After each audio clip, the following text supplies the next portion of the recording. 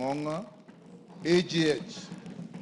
Ngong, you are now invited to proceed. I thank you, members. Yes.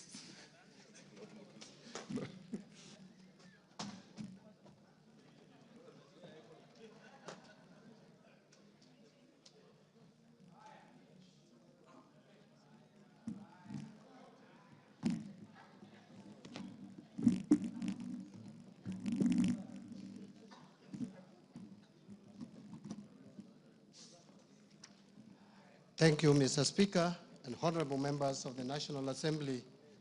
I want to thank you, Mr. Speaker, for granting me this opportunity to read budget highlights and revenue-raising measures for 2025-2026. Mr. Speaker, it is with great honor and privilege that I present to this esteemed House and the people of Kenya the budget statement for the financial year 2025-2026 budget. I make this statement in compliance with Section 40 of the Public Finance Management Act, Cap 412A, and the Standing Order number 241 of the National Assembly. Mr. Speaker, these legal provisions give life to the building constitutional requirements of good governance to which the President and certainly the National Treasury and Economic Planning remain fully committed to. Mr. Speaker, at the outset, allow me to express my sincere gratitude to His Excellency, Honorable Dr. William Samoei Ruto, the President of the Republic of Kenya and Commander-in-Chief of the Defense Forces, for the trust he bestowed upon me by appointing me as the Cabinet Secretary for the National Treasury and Economic Planning to provide leadership in economic and financial affairs of our country. I remain mindful of the aspirations and high expectations of the Kenyan people as I serve in this office. The Constitution protects realization of economic, social, and cultural rights, which includes the rights to adequate food, to adequate housing, to education, right to health, to social security, and to take part in cultural life, to water and sanitation, and also right to work. This budget, Mr. Speaker, speaks to these rights and reaffirms the priority policies and strategies aimed at stimulating economic recovery, articulated in the bottom-up economic transformation agenda, otherwise known as BETTER, while highlighting the achievements over the past 2.5 years in enhancing the livelihoods of Kenyans. At its core, BETTER has adopted a value chain approach, focusing on strategic investment in areas that generate the highest impact, particularly in job creation and income generation at the grassroots level. Mr. Speaker, significant successes have been achieved through targeted intervention and structural reforms. These measures have laid a solid foundation for economic recovery and set us on a path towards long-term growth and stability. Mr. Speaker, let me mention just a few achievements under BETTER. First, the Kenyan economy has remained resilient and registered an average growth of 5.2% for the period between 2023 and 2024, outpacing both global growth of 3.3% and 3.8% for the sub-Saharan African region over the same period. Other macroeconomic fundamentals such as inflation and exchange rates have strongly rebounded and are projected to remain stable. Second, the government has rolled out fertilizer and seed subsidies to farmers across the country, and that has boosted production in key food value chains and revived underperforming or collapsed export crops such as pyrethrum. Since February 2024, Mr. Speaker, a total of 6.5 million registered farmers have benefited from the fertilizer subsidy program. And as a result of these initiatives, the cost of fertilizer has declined by 67% from Kenya shillings 7,500 in 2022 to 2,500 in 2025. While maize production has increased by 38.9% from 61.7 million bags in 2022 to 85.7 million bags in 2024. This is a clear demonstration of the positive impact of our agricultural reforms towards food security and improved household income. Third, to support livelihoods and small businesses, the government has disbursed loans amounting to over 75 billion by the end of May 2025 through the Financial Inclusion Fund, popularly known as the Hustler Fund. This initiative has provided access to affordable credit to over 26 million customers with a strong base of 9 million repeat borrowers and a repayment rate of 79%. A total of 4.5 million borrowers are eligible to be graduated to the mainstream financing institutions. And to build a culture of savings for the future, the fund has also successfully mobilized 4.5 billion in savings from its beneficiaries. Fourth, to enhance the attainment of universal health coverage, the government has expanded social health insurance. And as of May 2025, more than 22 million Kenyans were registered with the Social Health Authority, what we call SHA, representing a remarkable 175% increase in membership compared to the 8 million previously enrolled under the defunct National Hospital Insurance Fund, NHIF. This marks a major milestone, Mr. Speaker, in our health sector reforms and brings us closer to our goal of equitable, affordable, and accessible health care for all. Fifth, in fulfillment of the commitment to deepen home ownership and close the housing gap, the government has facilitated the construction of affordable housing units across the country. Since September 2022, 2,379 affordable housing units have been completed across 4 counties, with another 11,000 units in the last stages of completion. The units have been advertised for sale to the public through the Bomayangu platform.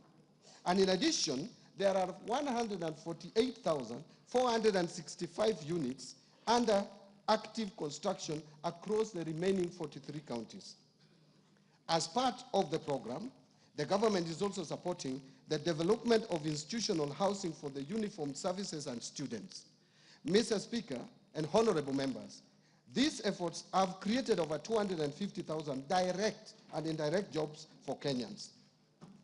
In addition, over 11 billion has been ring-fenced for Juakali and MSMEs to support local fabrication of steel doors, windows, and other construction materials. Sixth, to drive digital transformation and inclusion, the government has expanded last-mile fiber optic connectivity to 13,590 kilometers in 2025, up from 8,900 kilometers in 2022, an increase of 53%. Two, established 285 digital hubs across the country, and also increased the number of digitized government services from 350 in 2022 to 20,985 in 2025 through integration with the e-citizen and mobile platforms, ensuring seamless access for all Kenyans. Seventh, to promote access to reliable and competitive energy, the government has expanded energy generation by installing an additional 167 megawatts of electricity from 3,076 megawatts in 2022 to 3,243 megawatts in 2025. This has enabled connection of 932,839 more customers to electricity. The system peak has increased from 2,149 megawatts of electricity in July 2022 to 2,316 megawatts of electricity in February 2025. The total number of customers connected to electricity has increased to 10 million in 2025 from 8.9 million in 2022. Eighth, to boost education and training outcomes in the country as a tool of creating equality in the society, the government has invested significant resources and implemented radical changes in the education sector. And these include resolving the uncertainty around the competency-based curriculum, CBC, launching of the Kenya Education Management Information System to consolidate all existing student registers from early childhood development to institutions of higher learning into a single centralized database. And 3, rolling out of a new student-focused higher education focusing model with special emphasis for students from vulnerable families. Additionally, in order to improve the teacher-student ratio, the government has recruited 76,000 teachers, including junior secondary school teachers. 9th, to enhance domestic and regional connectivity, boost rural productivity, improve urban informal settlements, and reduce urban congestion, this government has constructed an additional 1,574 kilometers of roads and 129 bridges from 2022 to April 30th, 2025. Further, the government has rehabilitated an additional 212 kilometers of roads and periodically maintains 126,177 kilometers of roads. 10, the government has also made significant progress in expanding social protection through the Inua Jamii Cash Transfer Program. From 2022 to 2025, the number of households with orphans and vulnerable children receiving support has increased by 65% to 428,421. Additionally, persons living with disabilities registered for support grew by 34% to 59,637. The number of senior citizens aged 70 years and above registered for social protection also rose by 66% to over 1.2 million. These efforts have provided stable incomes to the beneficiaries and reduced their dependency on relatives, enhancing their dignity and quality of life. Mr. Speaker and honorable members, notwithstanding these achievements, we are aware that a lot remains to be done in order to address the pressing challenges facing Kenyans. And Mr. Speaker, in this year's budget-making process, we accorded Kenyans an opportunity to share their views on how to address the economic challenges facing our country. In my various engagements at open barasas and in the media, Kenyans have been very resolute in voicing their concerns that include overtaxation and high cost of living, unemployment, need for protection of the poor and vulnerable, and more importantly, the need to reduce government expenditure and wastage of resources across the national and county governments. Mr. Speaker, I am alive to these domestic challenges facing Kenyans and the external factors such as geopolitical tensions and shifting global trade dynamics that lead to escalation of the cost of essential commodities in the country, requiring comprehensive responses by government. As you may recall, the social unrest precipitated by the Finance Bill of 2024 brought to the fore the importance of values and principles of governance as enshrined in our Constitution. In response and to win public trust, we have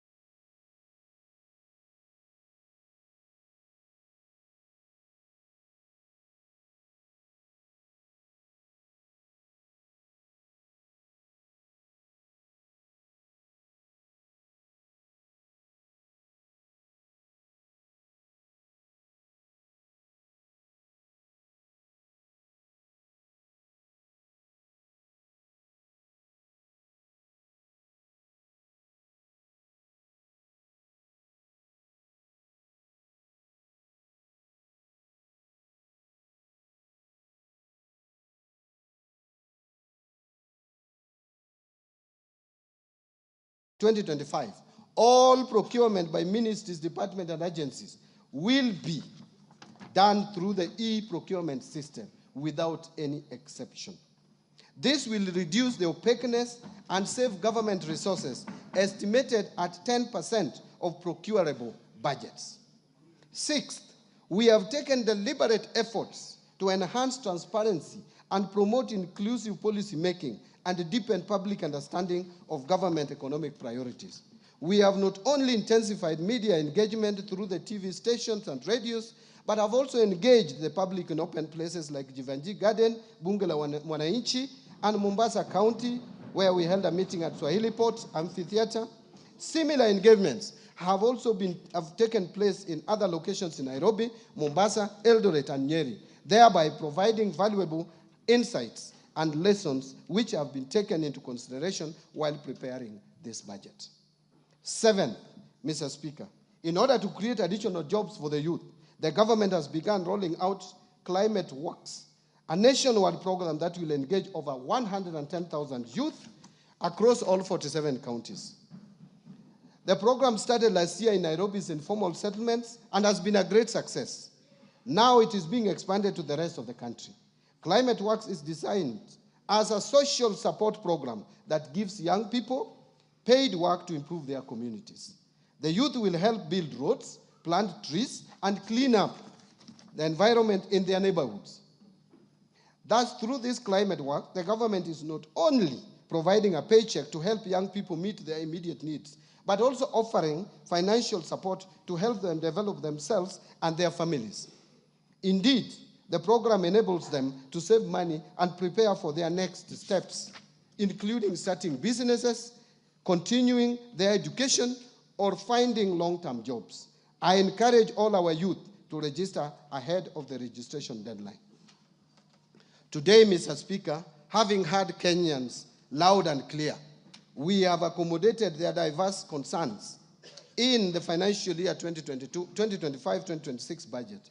And in this regard, this budget provides highlights of the measures the government has taken to stimulate economic recovery, strengthen macroeconomic stability, and enhance resilience of our economy.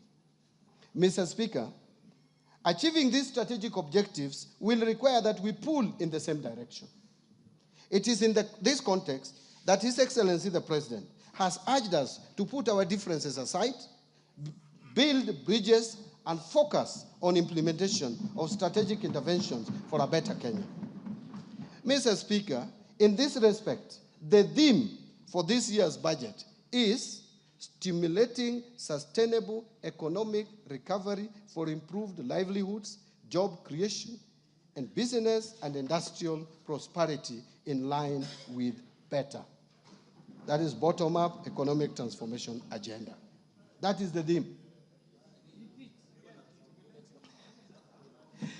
Mr. Speaker, as we move forward in the implementation of the government's agenda, we are also conscious of the fiscal constraints that demand our collective attention and thoughtful action.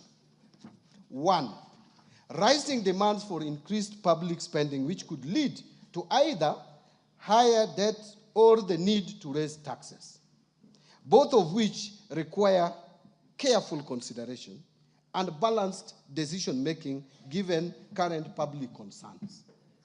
Two, we face constraints on account of public debt accumulation.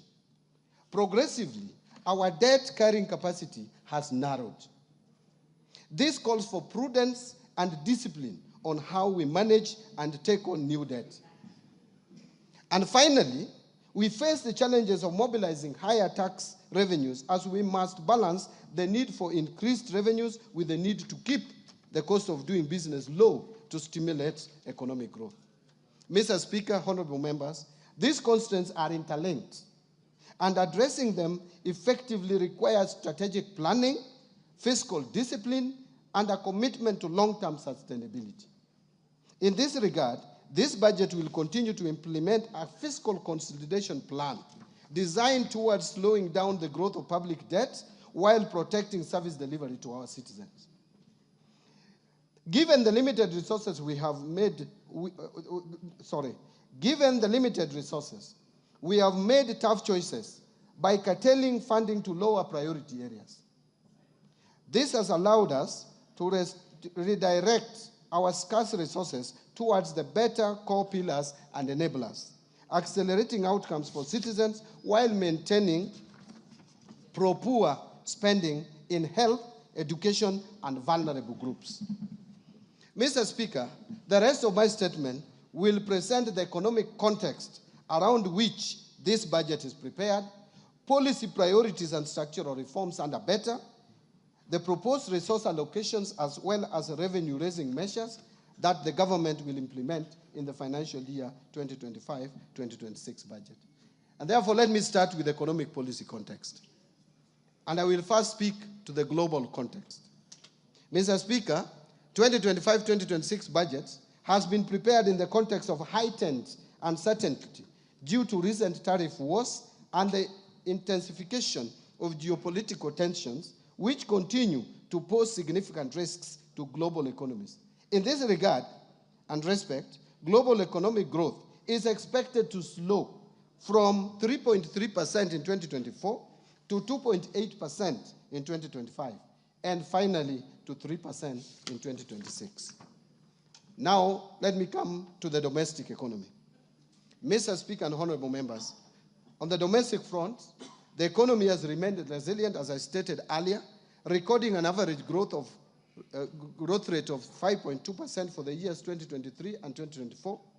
This performance is higher than the global average of 3.3% and also higher than the sub-Saharan African region average of 3.8 over the same period.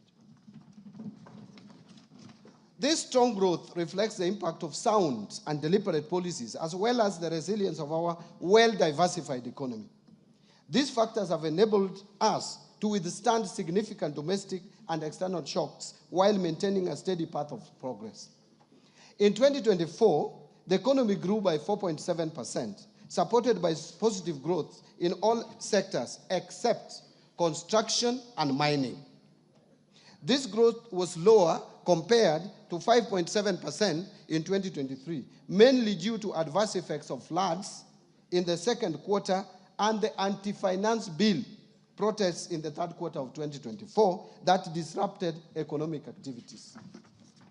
In fact, our economy closed down for about 3 months. Mr. Speaker, the government's policy interventions have strengthened the macroeconomic indicators as reflected in the following achievements. Number one, inflation rate has declined to 3.8% in May 2025 from a peak of 9.6% in October 2022. The prices of essential food items, including sugar, milk, maize flour, wheat flour, bread, and rice, among others, have eased. For example, the price of 2 kilograms of sifted maize flour has declined to 156.9 shillings in May 2025 from Kenya shillings 177.7 in October 2022. Similarly, cost of energy and power has also come down over the same period. Second, in response to the decline in inflation, the Central Bank of Kenya has gradually eased monetary policy, lowering the central bank rate from 13% in August 2024 to 9.75% in June 2025. With the easing of monetary policy stance, interest rates have been declining. For example, the 91-day Treasury bills rates have declined from an average of 15.9% in May 2024 to 8.3% by May 2025. In addition, the average commercial bank lending rates that peaked at 17.2% in November 2024 have since declined to 15.7% in April 2025 and are expected to decline further. This decline has not only reduced the cost on government debt, but is also expected to stimulate lending by banks to the private sector and support economic activity.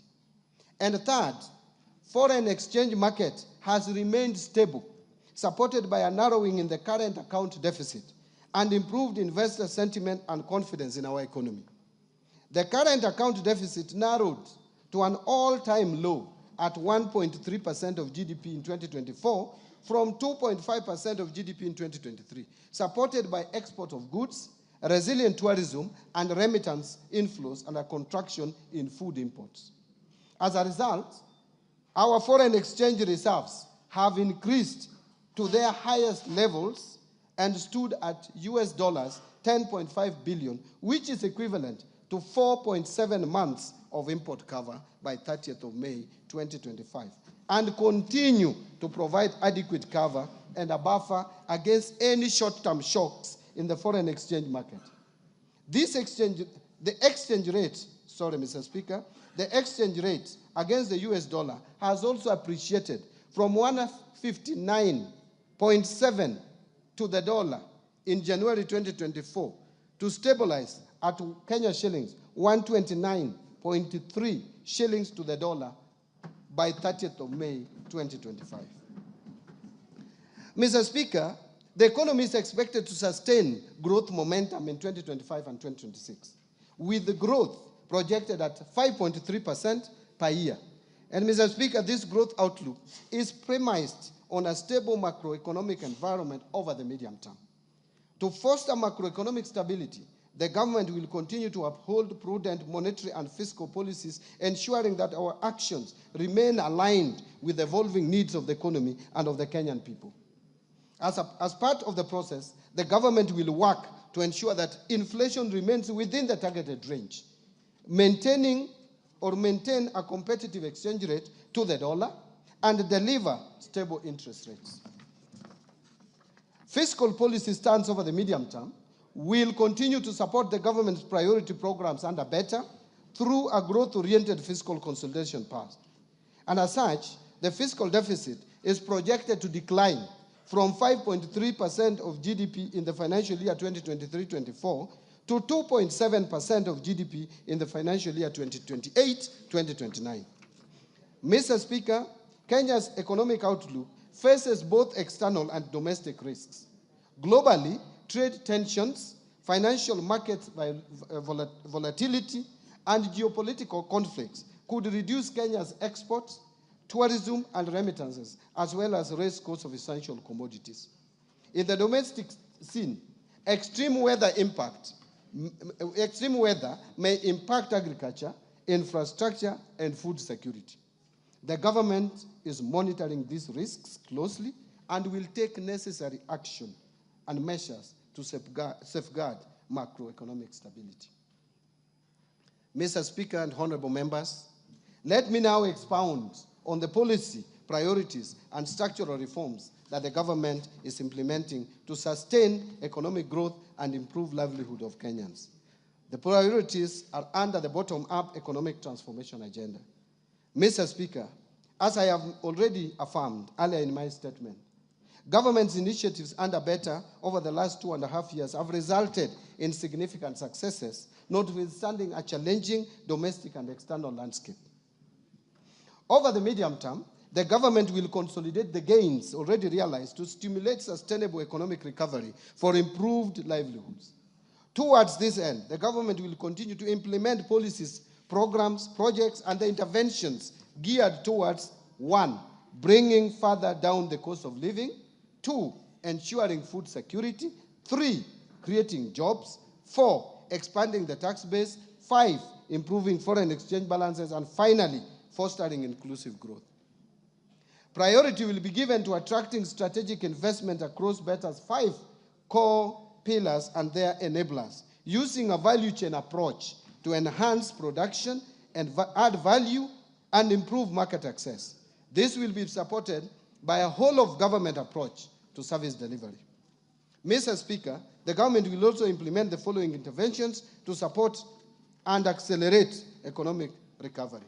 First, continue to uphold macroeconomic stability and strengthen security to ensure a safe and supportive business environment. Second, accelerate the development of key infrastructure, including roads, railway, energy, and water systems to lower the cost of doing business and ease the movement of the people and goods. Third, boost investment in key economic sectors to drive broad-based, sustainable growth by advancing agricultural transformation, strengthening manufacturing, promoting environmental conservation and climate change mitigation, revitalizing tourism, and ensuring sustainable land use and management. Fourth, strengthen human capital development by increasing investment in health, education, and targeted social safety nets for vulnerable populations to achieve both social and economic outcomes.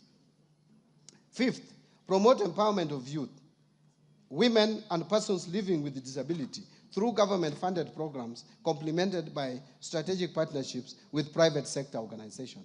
Sixth, facilitate fiscal decentralization by allocating shareable revenues to county governments to bolster institutional capacity and improve service delivery. And finally and lastly, undertake policy, legal, and institutional reforms to improve efficiency and effectiveness in public service delivery. I want to now turn to a presentation on building resilience against climate change. Here, Mr. Speaker and honorable members, climate change, we all know, is now a global crisis. And Kenya remains vulnerable to the impacts of climate change, which pose both economic and fiscal risks. In response, the government is taking proactive steps to align with the global transition towards a low-carbon, climate-resilient future.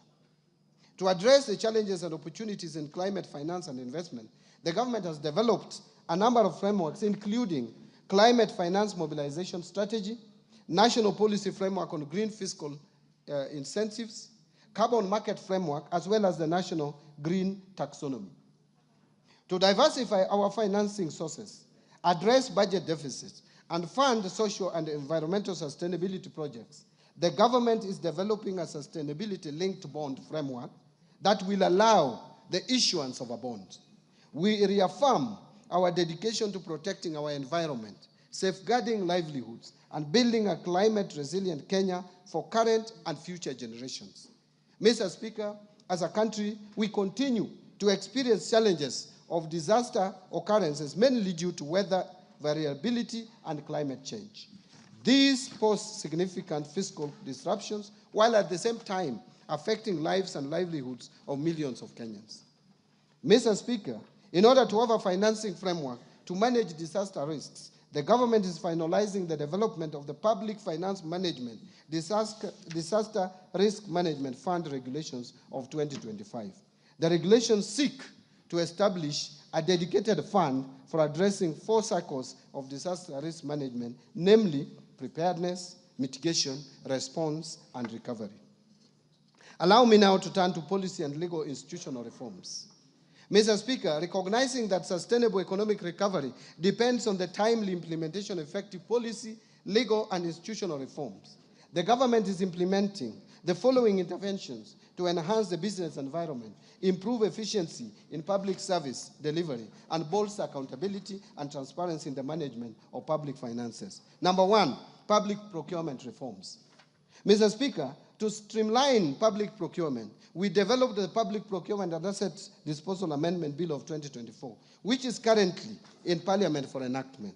The bill seeks to enhance transparency and accountability, strengthen the role of the regulator to enforce standards, compliance, and sanctions for non-compliant procuring entities, promote the use of local content, and align with international best practices. I urge the honorable members to fast-track this enactment. Its enactment. Mr. Speaker, in order to fully automate public procurement and asset disposal processes, I launched the end-to-end e-government procurement system in April 2025. The e-government procurement system is a departure, a complete departure from the manual processes, and will lead to increased bidder participation, enhanced efficiency in processing of procurement requests, and increased authenticity of procurement documents through integration with various government systems. Mr. Speaker, the rollout of the e-procurement system is scheduled for July 2025. In order to ensure effective use of this system, the National Treasury rolled out the training of end users from procuring entities in both the national and county governments on the e-government procurement system phase 1 modules that cover procurement planning to contract management. We have since trained suppliers And to date, 400 e-government procurement system end users comprising public finance management staff and suppliers from both the national and county governments have been trained in readiness for full rollout in July 2025. Next, I want to speak to restraining growth of public sector wage bill, which has been of serious concern. Mr. Speaker, the government continues to implement measures aimed at reducing the ratio of the government wage bill as a share of tax revenue with a view to free much-needed resources for priority social and development spending. The government will implement the following initiatives to control the wage bill.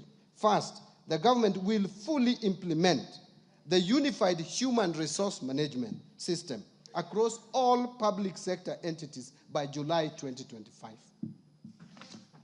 This initiative is part of broader efforts to enhance public sector efficiency, improve management of wage bill, and ensure the effective utilization of public funds. Second, the Salaries and Remuneration Commission continues to sustainably reduce the number of allowances in public service through a phased approach aimed at streamlining allowances to improve transparency, accountability, equity, and fairness, thereby ensuring total public compensation bill is affordable and fiscally sustainable. To this end, the Salaries and Remuneration Commission will progressively review allowances and benefits in the future collective bargaining agreements, aligning them to the allowances policy guidelines for the public service. Allow me now to turn to state corporations reforms. Mr. Speaker and honorable members, state corporations are a major source of fiscal risks to public finances due to management and operational inefficiencies. An assessment conducted by the National Treasury to determine viability of state corporations identified critical gaps and vulnerabilities. Mr. Speaker, to address the vulnerabilities, the Cabinet in January 2025 approved reforms to streamline state corporations and enhance governance and accountability of the corporations. The reforms target to address operational and financial inefficiencies, enhance service delivery, and reduce over-reliance on exchequer support by state corporations. The approved reforms include the following. First, merger of 42 state corporations into 20 entities to improve operational efficiency and eliminate redundancy, as some have duplicating and or overlapping mandates. Second, dissolution of 25 state corporations and their functions transferred back to their parent ministries or other state corporations. Third, restructuring 6 state corporations to align their mandates for improved performances. Fourth, declassification of 4 public funds currently categorized as state corporations and transferring their functions back to the relevant ministries. And fifth, declassification of 13 professional bodies currently categorized as state corporations to private entities with no exchequer budget. Mr. Speaker,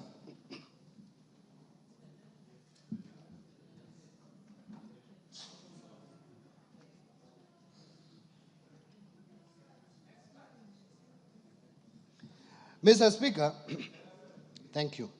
Mr. Speaker, in order to enhance operational efficiency, improve governance and ownership of state corporations, the government developed the Government-Owned Enterprises Bill of 2024. The bill is part of broader efforts by the government to streamline public enterprises, reduce fiscal risks, and enhance service delivery to citizens. The bill is currently before this August House for consideration. Thank you. I urge honorable members to favorably consider the bill to enable its enactment. Mr. Speaker, in order to secure the uptake of cotton production, while also providing alternative linked supplies for local apparel manufacturers, the Cabinet approved the revival and commercialization of Rivertex East Africa Limited by onboarding non-equity strategic partners. Mr. Speaker, on sugar sector reforms, His Excellency the President reaffirmed his commitment during this year's Madaraka Day celebrations to ensure the prompt payment of sugarcane farmers. The government has also taken practical steps to deliver its promise to modernize the mills and transform these once struggling factories into productive, sustainable enterprises. Currently, 4 state-owned sugar factories, Chemelil Sugar Company, Muhoroni Sugar Company, Nzoia Sugar Company, and South Nyanza Sugar Company, which is also known as Sony, have been placed under competitive leasing arrangements. This initiative is expected to enhance efficiency, restore profitability, and protect the livelihoods of farmers. Let me now turn to pending bills. Mr. Speaker, the government remains committed to resolving the long-standing issues of pending bills dating back to 2005 as part of broader efforts to strengthen public financial management and restore confidence in government processes. In this respect, the Pending Bills Verification Committee that was appointed in September 2023 is currently finalizing its report for submission by end of this month. Since its inauguration, the committee received a total of 65,625 pending bills claims valued at over 571.6 billion. The committee has analyzed 57% of the bills received valued at 522 billion. The 57% is in terms of numbers. Out of this, a total of 229 billion has been recommended for settlement. Once the committee submits its report, we shall submit the recommendations to Cabinet for approval to settle the pending bills. Let me now speak to national assets and inventory management reforms. Mr. Speaker, in order to promote prudent management of public assets and liabilities, the National Treasury digitized assets in the assets and inventory management modules in the IFMIS for use by both national government and county governments. Already, 52 state departments have gone live on the IFMIS asset module and are at various stages of uploading their registers for 6 asset categories, namely land, building, motor vehicles, ICT equipment, office equipment, and furniture and fittings. In addition, a roadmap is in place to roll out the module to the county government, and this reform will enable accounting officers have visibility of all assets and inventory under their control and facilitate optimal assets utilization. Mr. Speaker and honorable members, to enhance the management and utilization of public assets, the government is developing a policy on public sector asset valuation. The policy will support accurate financial reporting, strengthen fiscal discipline, and inform evidence-based public investment decisions. In addition, the government will develop framework to facilitate identification of public sector assets, and this will ensure accuracy and completeness of assets register, which are critical for transition to accrual basis of accounting. On financial sector reforms, Mr. Speaker, the banking sector has remained stable and resilient with a strong asset base, which grew by 1.5% from 7.6 trillion in April 2024 to 7.7 trillion in April 2025. To anchor the banking sector to continue playing its role in Kenya's socio-economic transformation, various reforms have been implemented, which include, first, the Central Bank of Kenya lifted the moratorium on licensing of new commercial banks in Kenya in April 2025. This is expected to attract foreign direct investment in the sector, resulting in competition and consequently reduce lending rates. Second, to promote the greening of banking sector, Central Bank of Kenya in April 2025 issued the Kenya Green Finance Taxonomy and the Climate Risk Disclosure Framework for implementation by the sector. The Kenya Green Finance Taxonomy is a tool to classify whether particular economic activities are green or environmentally sustainable and promote the transition to a low-carbon economy. The Climate Risk Disclosure Framework is aimed at enabling banks to integrate climate-related risks into their governance, strategy, risk management, and disclosure frameworks. It is also intended to enable banks to leverage on business opportunities from efforts to mitigate and adapt to climate change. And third, issuance of guidelines on global liquidity standards and leverage ratios. The Central Bank of Kenya in April 2025 issued guidelines on liquidity coverage ratio, net stable funding ratio, and leverage ratio for the banking sector. These guidelines will enhance the banking sector's liquidity and capital frameworks to promote greater financial stability and resilience, thereby ensuring that banks have the ability to withstand unexpected shocks, maintain stable funding, and manage their risk profiles effectively.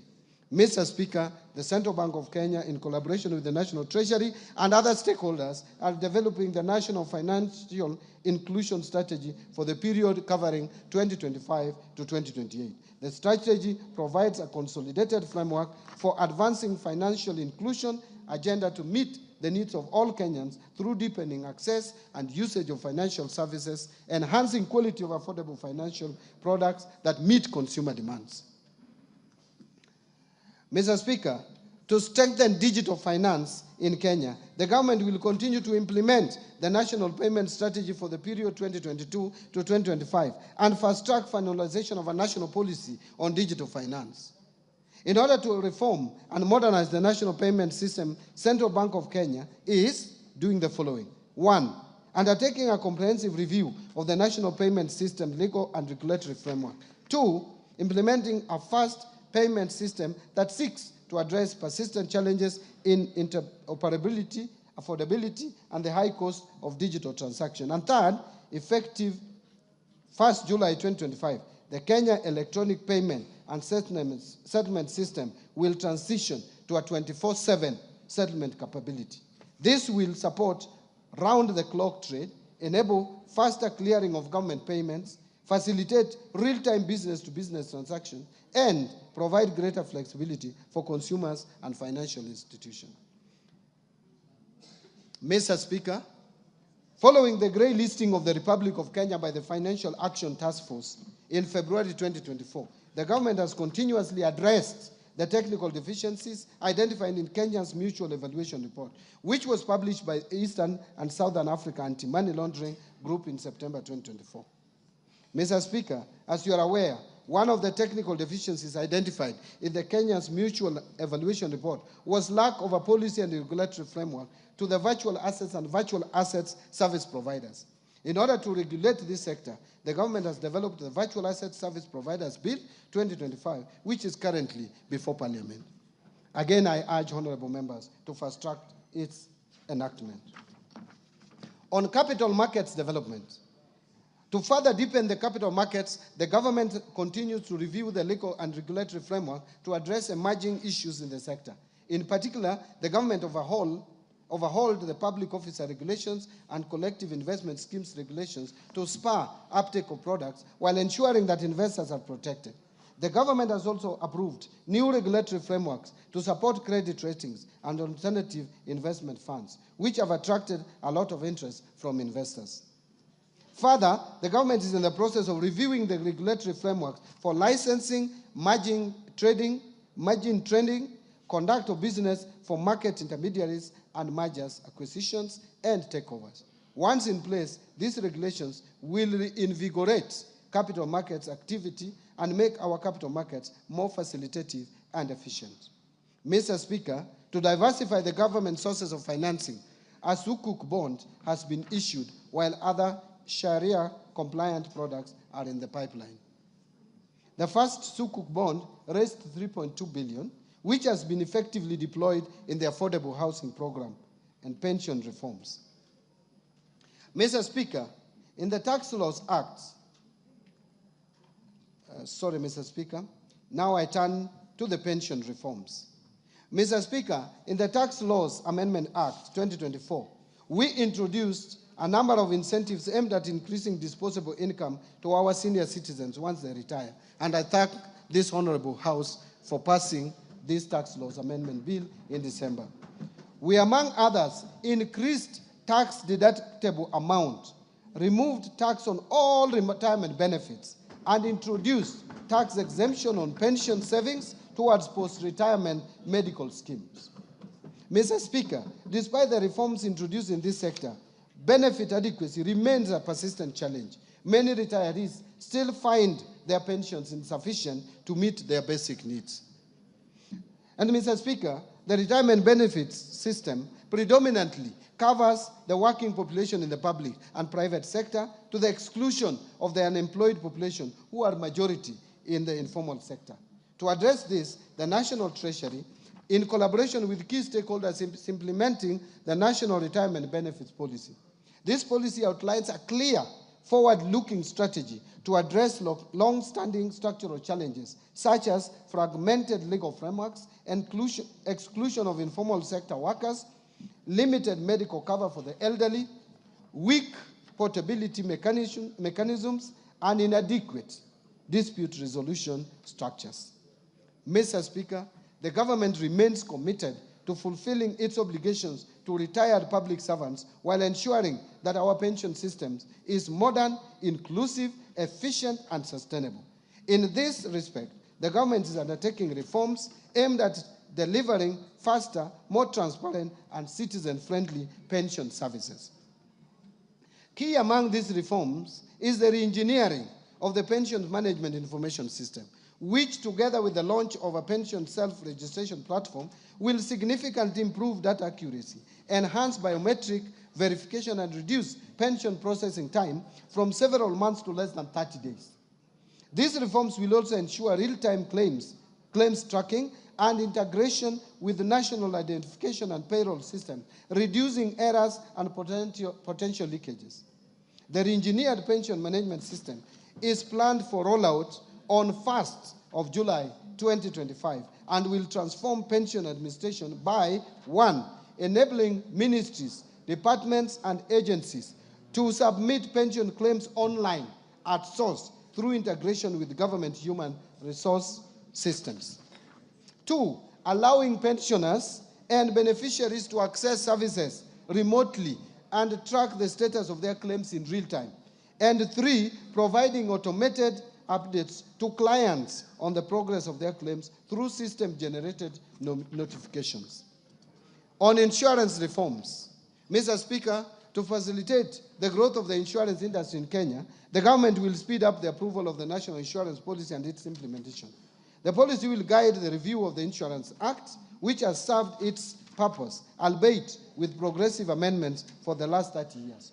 Mr. Speaker, the Insurance Regulatory Authority is undertaking focused training on livestock and crop insurance, targeting farmers and pastoralist communities. These efforts are aimed at improving understanding and access to agricultural insurance as a tool for mitigating climate-related risks and protecting livelihoods of farmers and pastoralist communities. The authority is also conducting a comprehensive money laundering and terrorist financing risk assessment on the vulnerability of the insurance industry. This will aid in the identification of areas of improvement so as to strengthen the supervisory framework. On reforms under the education sector, Mr. Speaker, the National Treasury is committed to upholding the right to education, including free and compulsory basic education as guaranteed under Article 53B of the Constitution of Kenya. While we are cognizant that examinations must be conducted as scheduled later this year, there is need to undertake a critical evaluation of the costing of examination, assess the sustainability of the program in view of the prevailing fiscal constraints, and explore optimal options for delivering national examinations in order to ensure economy and value for money in public spending. Mr. Speaker, a key consideration is the merits of public funding of examination fees for all primary and secondary school candidates, including those from well-off households, as opposed to targeting the vulnerable students in our schools.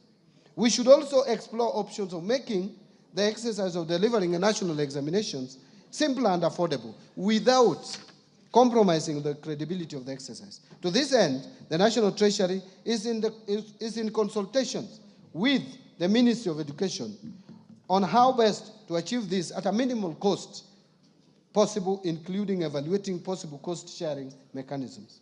Mr. Speaker, the government remains committed to ensuring access to quality education for all children. In this regard, I assure the public and the 2025 examination candidate of our commitment to provide adequate funding for 2025 national examinations. On the fiscal policy framework, Mr. Speaker, the implementation of 2024-2025 budget has faced notable challenges, primarily following the withdrawal of the Finance Bill of 2024. Its withdrawal, alongside the associated public demonstrations, adversely affected economic activity and disrupted business operations across the country, compounding the fiscal pressures facing the government already. In response, the government undertook a revision of the fiscal framework through supplementary expense number 1 in August 2024. This revision reflected a lower revenue base following the preliminary outcomes of financial year 2023-24, while also addressing immediate cash flow constraints. These adjustments were critical to ensuring the continuity of public service delivery. Mr. Speaker, in addition to the mid-year economic disruptions, the budget execution has been further constrained by shortfalls in revenue and emerging expenditure pressures. Notably, the implementation of the collective bargaining agreements and funding requirements under the new university education financing model have placed significant demands on the available fiscal space. These challenges have led to cash flow pressures and a buildup of pending obligations, necessitating careful fiscal management and reprioritization. To address these evolving dynamics, the government prepared supplementary budget estimates to accommodate revenue shortfalls experienced during the current fiscal year and accommodated expenditure pressures.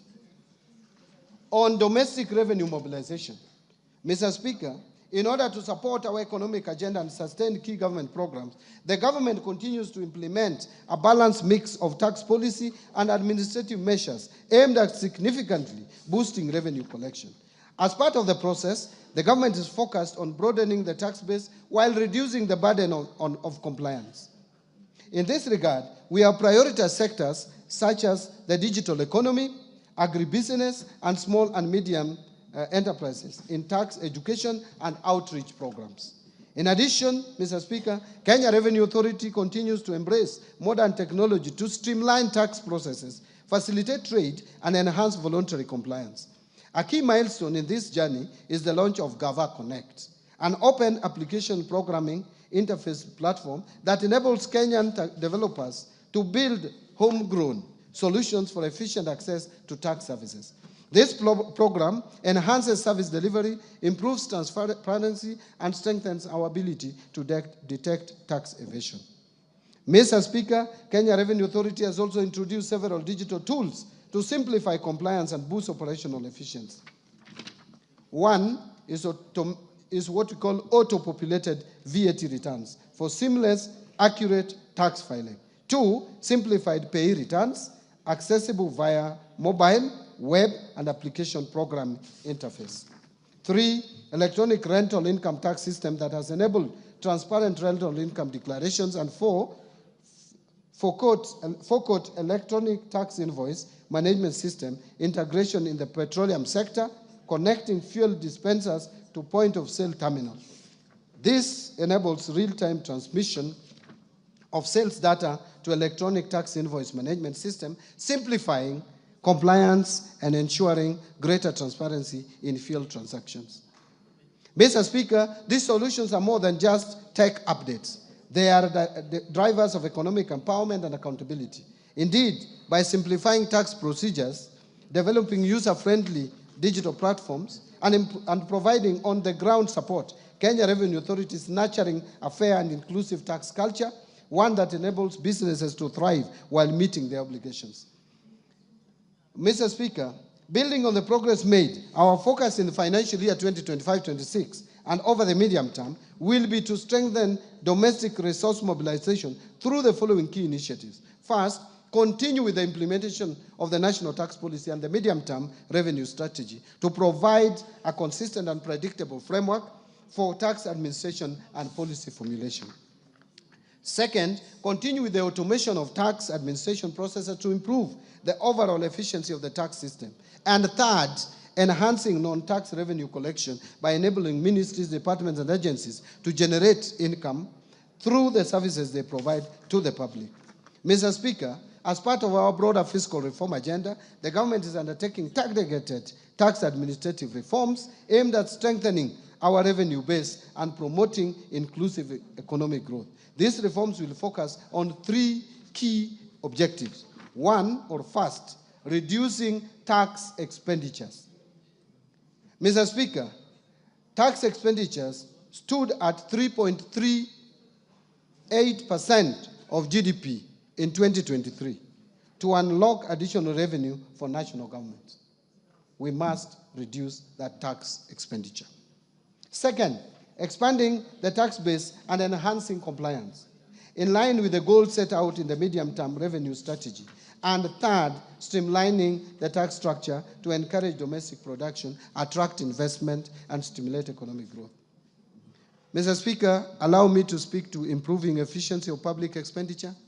Here, Mr. Speaker, in our continued effort to ensure prudent fiscal management, the government will sustain and deepen measures aimed at strengthening expenditure control and enhancing the efficiency and effectiveness of public spending. To this end, the government will implement a series of targeted actions, which include: 1, utilization of the launched end-to-end procurement system to maximize value for money, enhance efficiency and transparency in public procurement processes. 2, rolling out of a human resource management system across all national government ministries and departments, as well as county government, to support better management of the public wage bill. 3, scaling up the use of the public-private partnerships framework for commercially viable projects to attract private sector participation in public service delivery, what we call PPP. 4, improving the public service pension administration through rolling out the pension management information system. And 5, fast-tracking governance reforms in state corporations to strengthen accountability, efficiency, and financial sustainability. I want to now turn to revenue projections.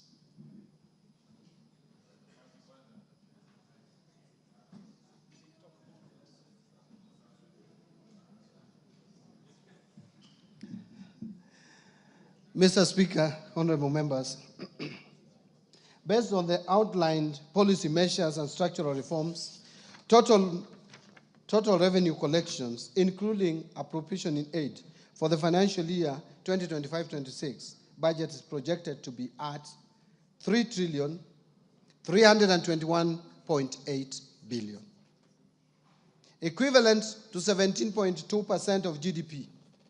Of this amount, ordinary revenue is projected at Kenya shillings 2,754.7 billion, which is equivalent to 14.3% of GDP. And ministerial appropriation in aid, or if you like, non-tax revenue, is projected at 567 billion shillings. Grants are projected at 46.9 billion, or 0.2% of the GDP. Having talked about revenue projections, let me now turn to expenditure projections. Mr. Speaker, total expenditure in the financial year 2025-2026 budget is projected at 4,291.9 billion, equivalent to 22.3% of GDP. And of this, recurrent expenditures will amount to 3,134.4 billion, equivalent to 16.3% of GDP. And development expenditures, including allocations to domestic and foreign finance projects, contingency fund, and equalization fund, will amount to 693.2 billion, equivalent to 3.6% of GDP. Total allocation to county governments is projected at 474.9 billion, of which equitable share is 405.1 billion. Fiscal deficit and financing. Mr. Speaker, the resultant fiscal deficit, including grants, is projected at 923.2 billion, which is equivalent to 4.8% of GDP, down from the estimated 997.5 billion, or 5.7% of GDP in financial year 2024-25. The fiscal deficit for the financial year 25-26 budget will be financed by net external borrowing of 287.7 billion, equivalent to 1.5% of GDP, and net domestic borrowing of 635.5 billion, which is equivalent to 3.3% of GDP. Public debt management. Mr. Speaker, Kenya's public debt is projected to remain with these sustainable levels over the medium term. In present value terms, the debt to GDP is projected to progressively decline from 63% in 2024 towards the debt anchor of 55%, or minus 5% of GDP, plus or minus 5% of GDP for 2028. To support the projected decline in debt levels, the National Treasury will continue implementing various reforms as guided by the medium-term debt management strategy, including liability management operations, continue pursuing use of concessional loans from multilateral, bilateral, and limited commercial sources such as international bond issuances. Additionally, reforms targeted to support domestic market development will eventually reduce the cost of public debt while sustaining fiscal consolidation efforts to ensure debt remains within sustainable levels. Further, the government will explore emerging funding instruments such as debt swaps, diaspora bonds, sustainability-linked bonds, and environmental, social, and governance debt instruments to fund budget deficit and manage public debt. This strategic approach will not only diversify our financing options, but also strengthen international partnerships and promote sustainable growth. Mr. Speaker and honorable members, the government is keen on sustaining transparency and improving efficiency on public debt service. To this end, the National Treasury is in the process of integrating the Commonwealth Meridian Debt Management System with the Integrated Financial Management Information System, IFMIS, and the core banking systems of Central Bank of Kenya. On public-private partnerships framework, Mr. Speaker, the government continues to strengthen the role of public-private partnerships in financing our development agenda. Currently, there are 32 PPP projects at various stages which are targeted to mobilize 70 billion shillings in the financial year 2025-2026 through private investments in priority sectors, including energy, water, housing, health, and transport.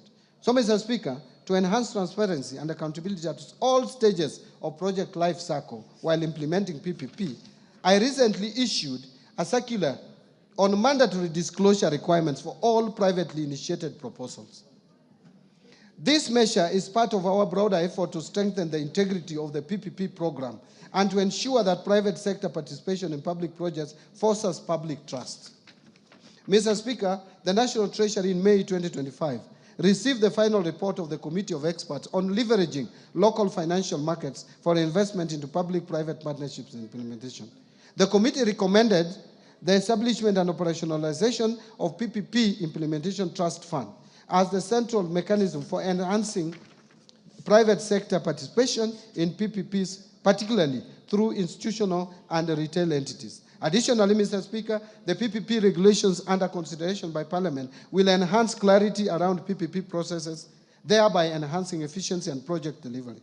This will also unlock a pipeline of county-level specific PPP projects in partnership with development partners. In strengthening public finance management reforms, number one is migration to accrual accounting.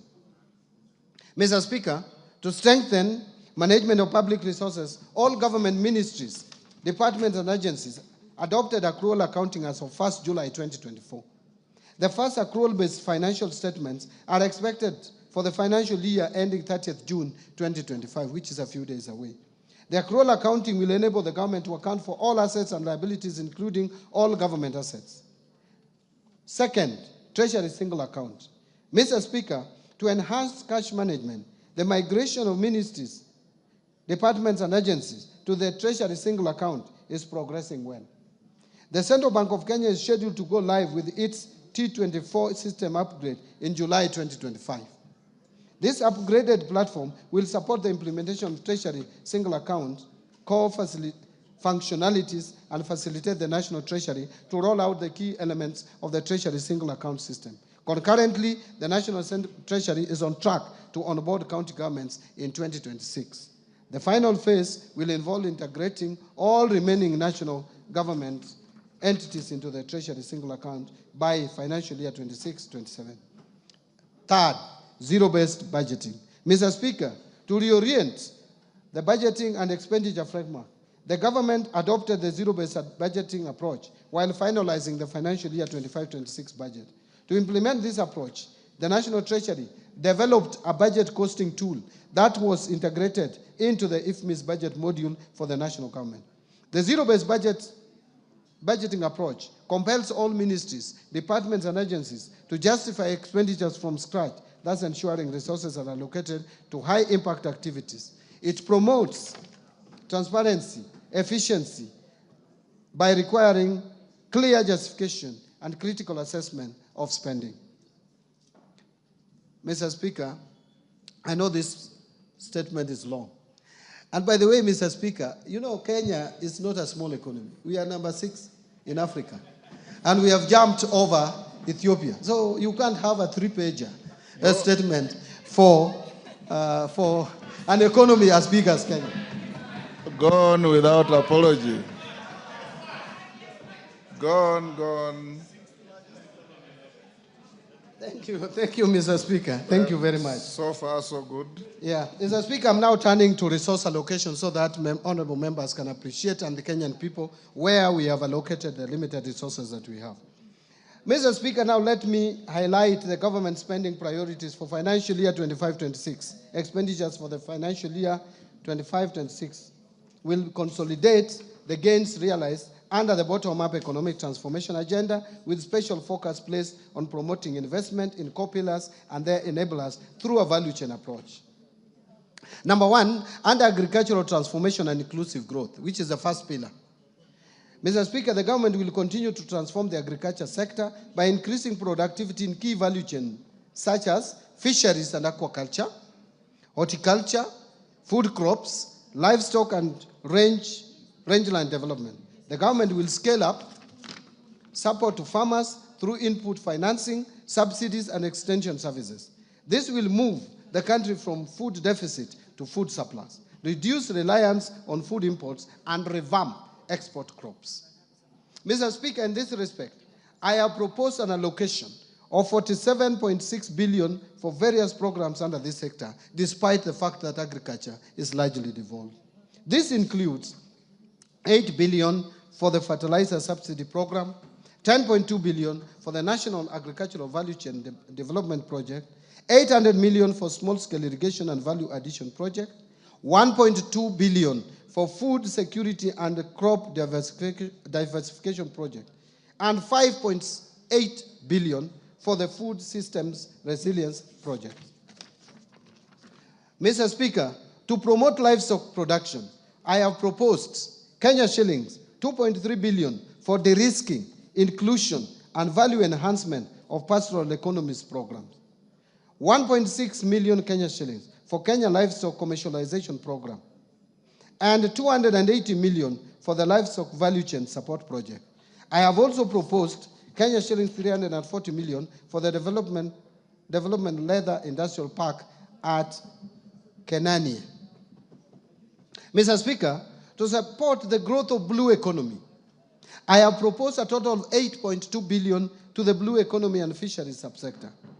This includes 2.3 billion for aquaculture business development project, 2.4 billion to the Kenya Marine Fisheries and Socio-Economic Development Project, and 500 million for the Kabonyo Fisheries and Aquaculture Training Center.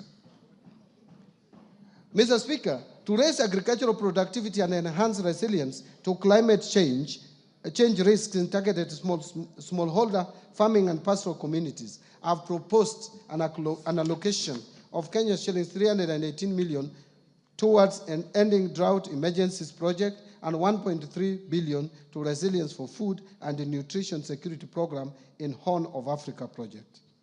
Mr. Speaker, the government is also committed to land reforms to address historical inequalities, promote equitable access, and ensure sustainable land management. To this end, I have proposed a sum of 3.8 billion for settlement of the landless. I have also proposed 1.1 billion for processing and registration of title deeds, another 712 million for digitization of land registries, another 200 million for georeferencing of land parcels, and 220 million for construction of land registries to safeguard legitimacy of land ownership. The next pillar is transforming the micro, small, and medium enterprises economy. Mr. Speaker, the government recognizes the challenge of accessing affordable credit by most micro, small, and medium enterprises, and Kenyans at the bottom of the pyramid. To address this challenge, I have proposed an additional allocation of 300 million to the Financial Inclusion Fund, popularly known as the Hustler Fund, to scale up access to credit for households and MSMEs. I have also proposed an additional 308 million for the Youth Enterprise Development Fund, 550 million for the Center for Entrepreneurship Project, and 1.3 billion for Rural Kenya Financial Inclusion Facility. Under housing and settlement, which is the other pillar, Mr. Speaker, the government is committed to facilitating the construction of decent, safe, and affordable houses for Kenyans. Through the affordable housing program, the government is creating jobs for the youth directly in the construction sector and indirectly through the production and supply of building products. To continue supporting this initiative, I have proposed an allocation of 128.3 billion for the housing, urban development, and public works subsector. This includes 13.4 billion under the Kenya Urban Program, 64.5 billion for construction of affordable housing units, 10.5 billion for construction of social housing units, and 16.5 billion for social and fiscal infrastructure. Mr. Speaker, other proposed allocations to the housing, urban development, and public works interventions include 7.2 billion shillings for the Kenya Informal Settlement Improvement Project Phase 2, 3.5 billion for the construction of housing units for the National Police and the Kenya Prison, 500 million for building climate resilience of the Urban Poor Program, 184 million for construction of footbridges, and 454 million targeted to support construction of county headquarters. Mr. Speaker, to ensure the safety of Kenyans through compliance with building codes and standards, as well as other industry regulations, I have proposed an allocation of 2.6 billion for the regulation and development of the construction industry. I am aware members are aware, I know members are aware of the challenges we have had where collapsed buildings kill many, many Kenyans as a result of carelessness of various developers. Let me turn to universal health coverage. Mr. Speaker, access to quality and affordable health care through the universal health coverage program is central to this government. Towards this end, Mr. Speaker, I have proposed an allocation of Kenya shillings 138.1 billion, up from 123 billion in the current year's budget, to the health sector to support various activities and programs. This includes 6.2 billion for universal health coverage, coordination and management, 13.1 billion for primary health care, and that is up from 7.1 billion in the current year, and 430 million to provide medical cover for the orphans, elderly, and disabled persons in our society. Mr. Speaker, to lower cases of HIV, AIDS, malaria, and tuberculosis, and enhance vaccines and immunization program in the country, I have proposed 17.3 billion for the Global Fund and Kenya shillings 4.6 billion for vaccines and immunization programs, respectively. Mr. Speaker, to enhance early diagnosis and management of cancer and reduce the burden of treatment of chronic and critical illnesses among Kenyans, I have proposed an allocation of 8 billion to the Emergencies, Chronic, and Critical Illnesses Fund to be managed by SHA, and this has moved from 5 billion shillings in the current budget. 1 billion for construction of a cancer center at Kisii Level 5 Hospital, 100 million to strengthen cancer management in Kenyatta National Hospital, and 100 million for expansion of comprehensive cancer treatment at Kenyatta University Teaching, Referral, and Research Hospital. Mr. Speaker, to improve health service delivery, I have also proposed a sum of 42.4 billion for our referral hospitals, including Kenyatta National Hospital, Moi Teaching and Referral Hospital, Kenyatta University Teaching, Referral, and Research Hospital, Mwai Kibaki Teaching and Referral Hospital in Othaya, Jaramogi Oginga Odinga Teaching and Referral Hospital in Kisumu, and Mathare National Teaching and Referral Hospital. Other locations include Kenya shillings 1.3 billion for the construction of Kenyatta National Hospital, Burns and Pediatrics Center. Mr. Speaker, I have also proposed 5.2 billion for Kenya Medical Supplies Agency to recapitalize it, 2.7 billion for the Kenya Medical Research Institute, 500 million for procurement of family planning and reproductive health commodities, and 300 million for procurement of equipment at the National Blood Transfusion Services.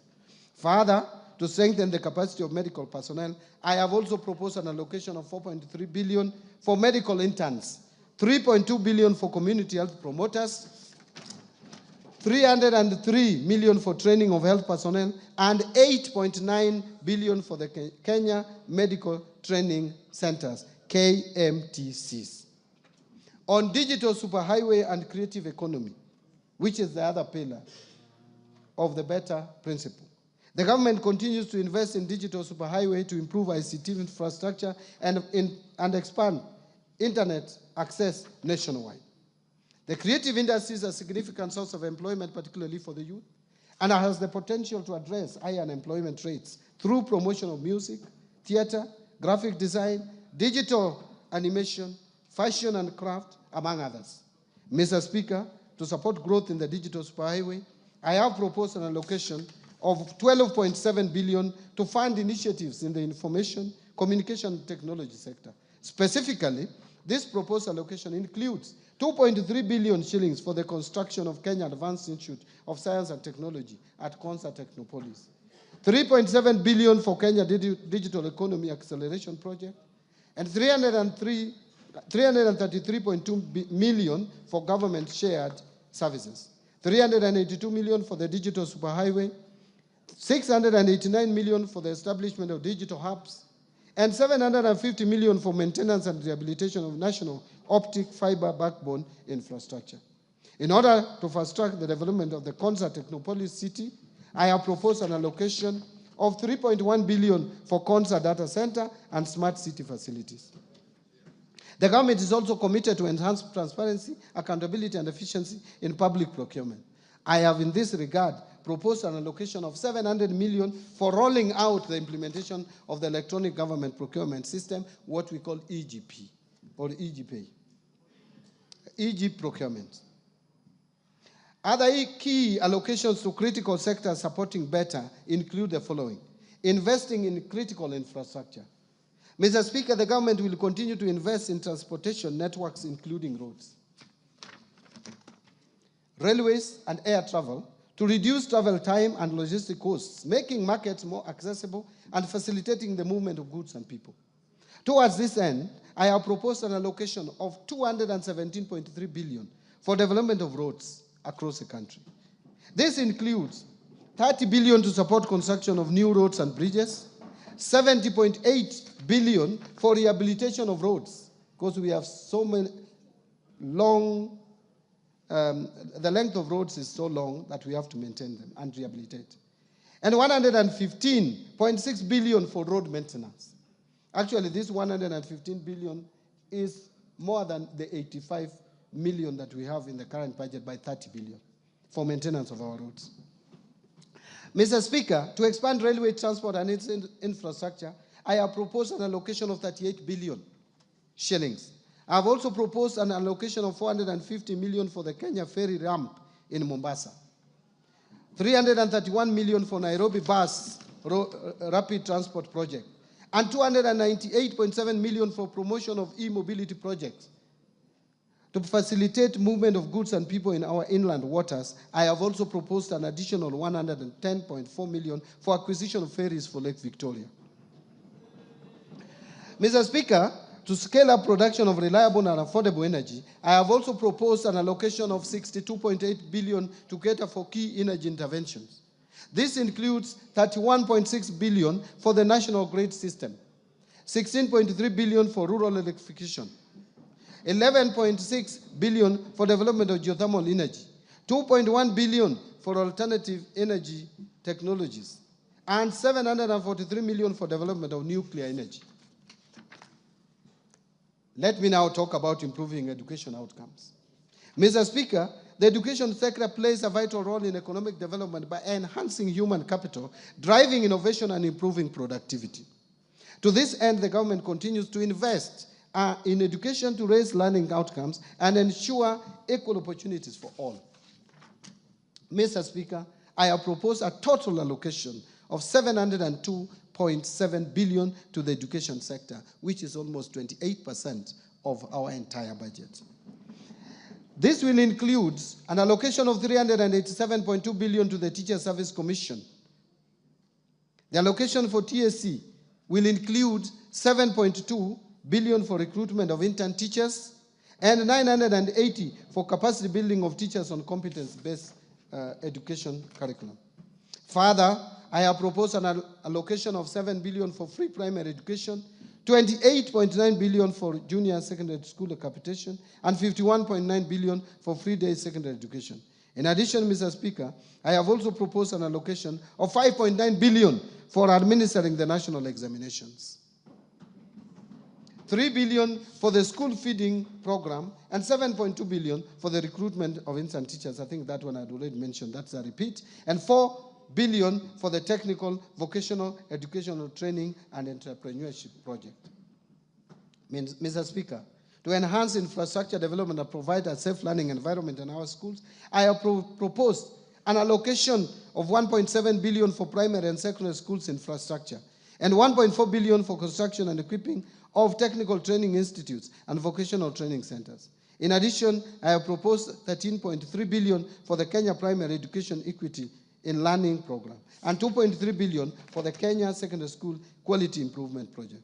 Mr. Speaker, other proposed allocations to the education sector include 993 million for research, science, technology, and innovation, 41.5 billion to the Higher Education Loans Board for provision of loans to university and TVET students, and this has increased from 35 billion to 41.5 billion for health.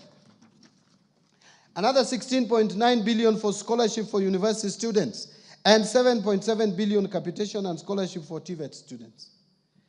In supporting manufacturing for job creation, Mr. Speaker, to continue promoting local industries, I have proposed an allocation of 18 billion under various implementing ministries, departments, and agencies. Out of this, 4.5 billion will support establishment of county integrated agro-industrial parks in various counties.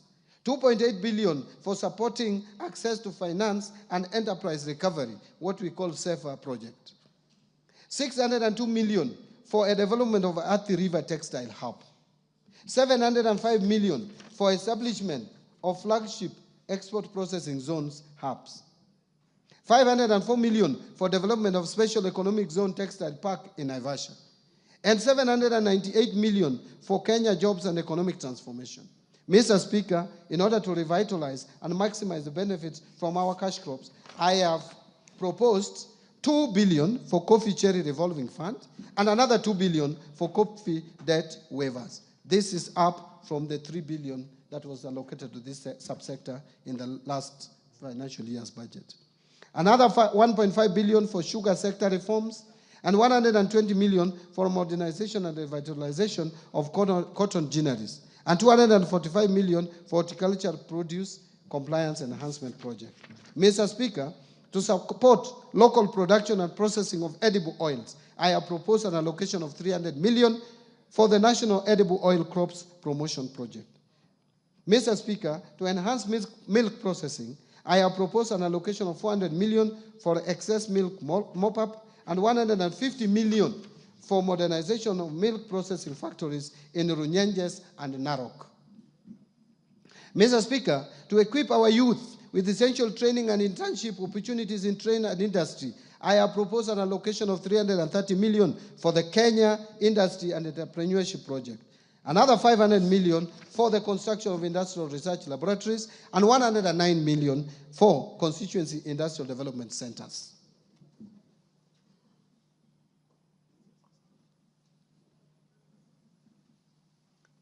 Now let me speak to improving security. Mr. Speaker, a stable and secure environment fosters investment, trade, and overall economic growth. In this regard, I have proposed an allocation of 202.3 billion for defense. Another 125.7 billion for the National Police Service, and 51.4 billion for the National Intelligence Service. Another 32.5 billion for internal security and national administration, and 38.1 billion for prison services. I have also proposed an additional allocation of 10 billion to cater for leasing of police motor vehicles, and 3.6 billion for police modernization program.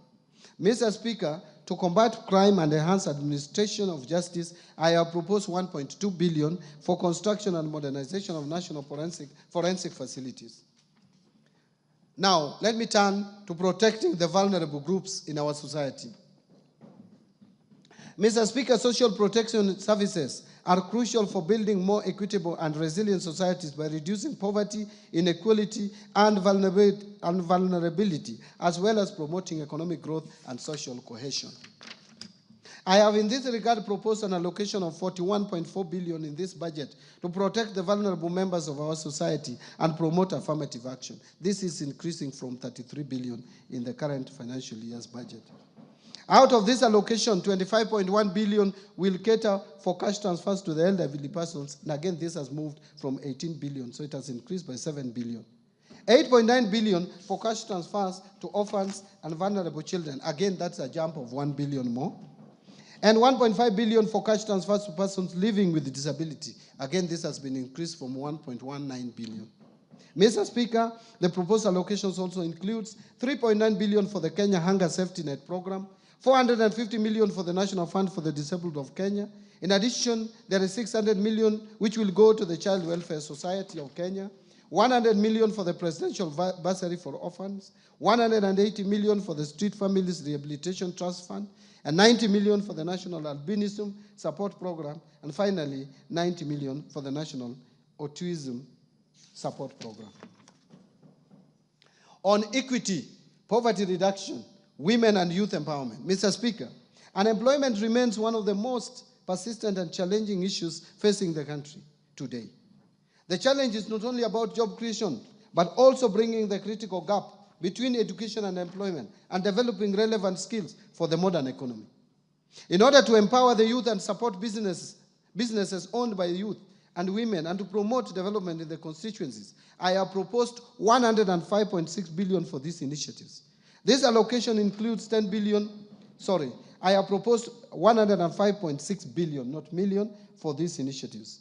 This allocation includes 10 billion for the National Youth Service, NYS, 3.6 billion to National Youth Opportunity Towards Advancement, what is famously known as NYOTA, and Kenya shillings 318 million for the Youth Enterprise Development Fund. In addition, I have proposed 990 million for film development services. Mr. Speaker, to further empower our women and girls, I have proposed 353 million for the Women Enterprise Fund, 940 million for provision of sanitary towels to school-going girls, 254 million for strengthening prevention and response to gender-based violence in Kenya, 110 million for eradication of female genital mutilation, and 4 billion for the National Government Affirmative Action Fund, otherwise known as NGAF. Mr. Speaker, to promote regional equity, reduce poverty, and enhance social development across the country, I have proposed 58.8 billion for the National Government Constituency Development Fund, 9.6 billion for the Equalization Fund to finance programs in identified marginal areas or marginalized areas, and another 15.9 billion for the Kenya Devolution Support Program number 2.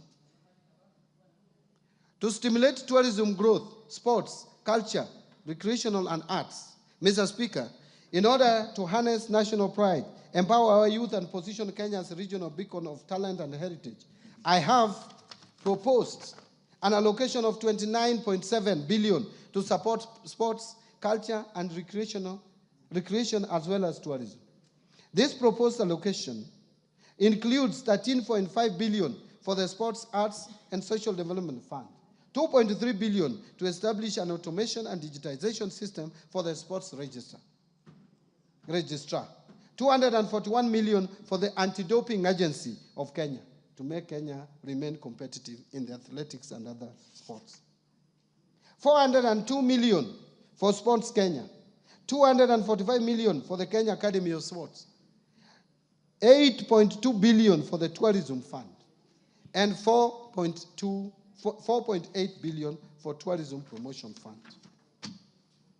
On environmental protection, water and natural resources, Mr. Speaker, to safeguard natural ecosystems, ensure sustainable water use, and tackle the impact of climate change, I have proposed an allocation of 10.7 billion for forest resources conservation and management.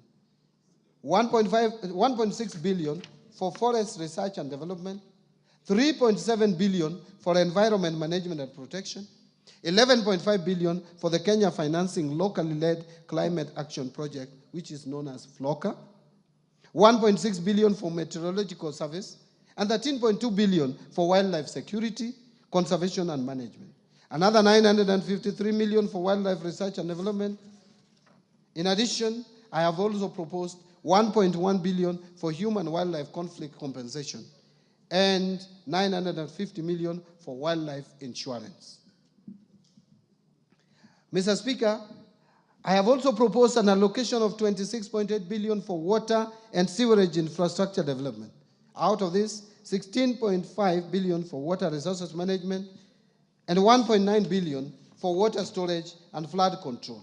In addition, I have also proposed 15 billion for irrigation and land reclamation and 266 million for water harvesting and storage for irrigation.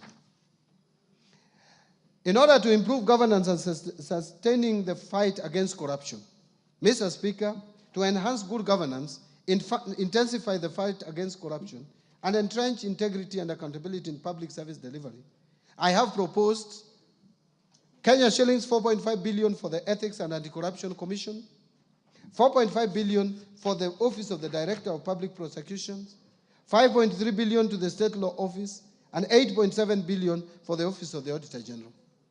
In addition, Mr. Speaker, to enhance the oversight and legislative role of Parliament, I propose an allocation of 48 billion for Parliament.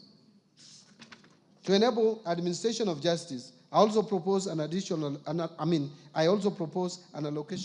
27.8 billion for the judiciary. Now let me turn to allocation to county governments.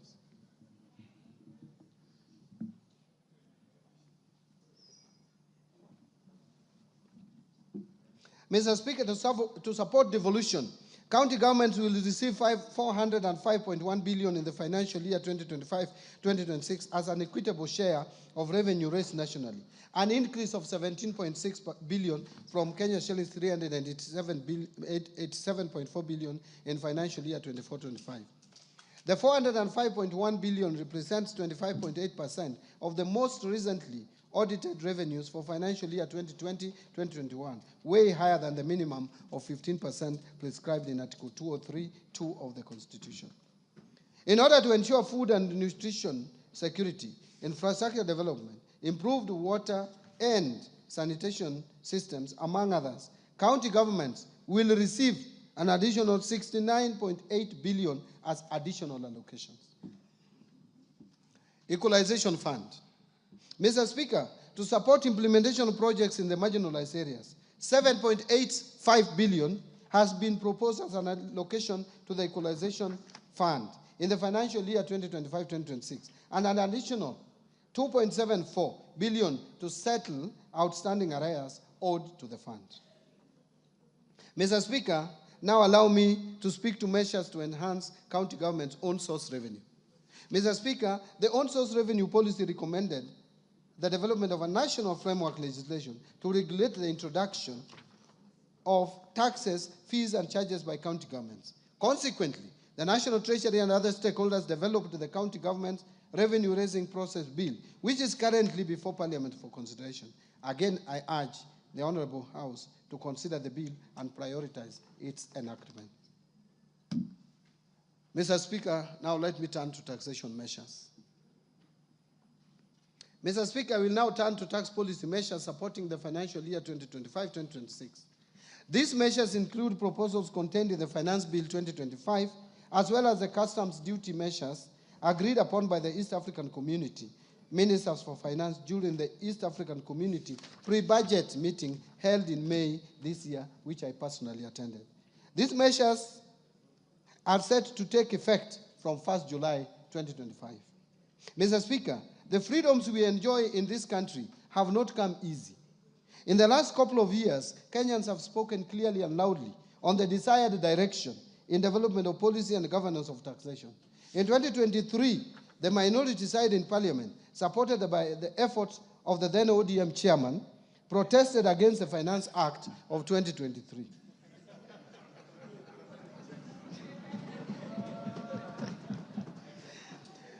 Last year, Mr. Speaker, some provisions in the Finance Bill 2024 triggered protests across the country. These actions in the 2 years regrettably resulted in the loss of lives and destruction of property and adversely impacted economic lives of many. In the remembrance of our fellow Kenyans who lost their most precious lives during these protests, allow me, Mr. Speaker, that we observe a minute of silence in their remembrance. Will you be upstanding?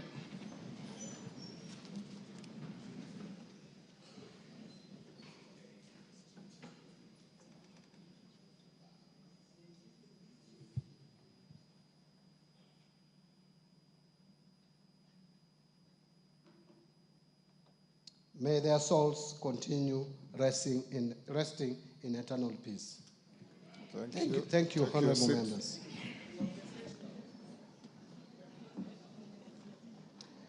Mr. Speaker, no life should be lost and no property should be destroyed again. The message from Kenyans was clear.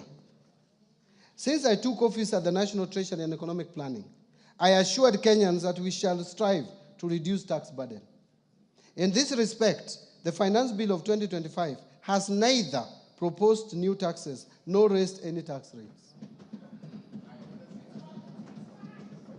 Instead, we have chosen to enhance tax revenue collection through administrative reforms by simplifying and streamlining tax laws to make them clearer and easier to implement, thereby by improving taxpayer compliance. The process also involves rationalization of tax expenditure to enhance equity and fairness. Mr. Speaker, the revenue foregone through tax incentives or tax expenditure has increased significantly, rising from Kenya shillings 393.1 billion, which is equivalent to 2.9% of GDP in 2022, to 510.6 billion, which is equivalent to 3.4% of GDP in 2023. To reverse this trend, the Finance Bill of 2025 proposes reforms to rationalize tax expenditures so as to promote equity, fairness, efficiency, and reduce distortions within the tax system. The proposed reforms are in line with the national tax policy and the medium-term revenue strategy, which this Honorable House passed. So, Mr. Speaker, from the proposed reforms, we expect to raise Kenya shillings 30 billion more as additional revenue. Mr. Speaker, customs measures agreed upon by East African community ministers during the pre-budget meeting are intended to protect our industries and ensure they access raw materials and inputs at affordable prices. The meeting allowed Kenya to import tea packaging materials at a lower duty rate of 10%. In addition, Kenya was granted an extension of duty remission to import wheat at the rate of 10%. These measures will support our wheat and tea farmers. Mr. Speaker, I will begin with the customs measures and later provide highlights on the proposed amendments of tax laws in the Finance Bill of 2025.